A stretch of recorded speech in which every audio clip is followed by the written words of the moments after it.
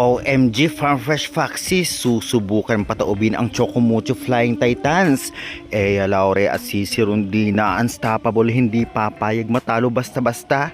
Gagawin ang lahat para manalo. Bibigyan natin ang preview ang kanilang magiging laban ngayong araw, March 10, 2026. Kaya before that guys, please naman, huwag niyong kalimutan mag-like, comment, and subscribe, and pa-hit the notification bell for more PBL UAAP volleyball updates dito sa Pilipinas. Maraming salamat sa support, and guys, nakikiusap ako. Avail na kayo ng ating sports shoes, sports bag, or creamline or Chocomucho t-shirt dyan sa baba bilang remembrance. Syempre, malaking tulong na for me, kahit 5 pesos na commission man lamang. At syempre, kung ayaw ng ating items, pwede nyo gamitin ang ating link kung may ordering kayo online. Maraming salamat and God bless ulit. Well, ang laban ng ito ay magaganap ngayong araw, March 10, 2026 sa Fail Oil Center, 6:30 PM. Bakbakan ng Farm Fresh versus Chocomucho.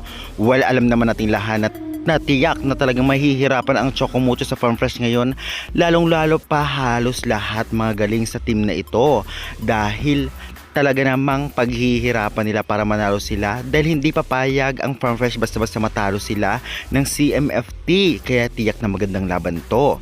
Well, masasabi natin sa ating prediction, 50-50 ang ating prediction ngayon, at posible pang umangat ang Farm Fresh based sa nakita nating performance nila ng nakaraan. Ganoon pa man, bilog pa rin ang bola, di ba?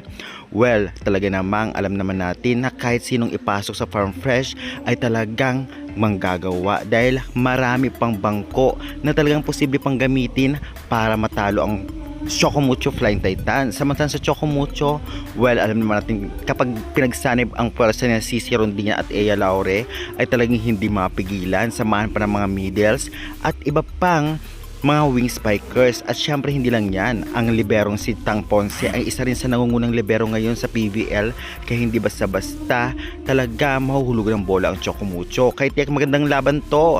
Kaya guys, excited ba kayo sa laban ng ito? Sa tingin ninyo, anong team ang mananalo? Chocomucho Flying Titans o di naman kaya Farm Fresh Foxy? Syempre guys, i-comment nyo na yan, at huwag kalimutan mag-like and subscribe for more valuable updates. Maraming salamat sa support, and God bless na lamang.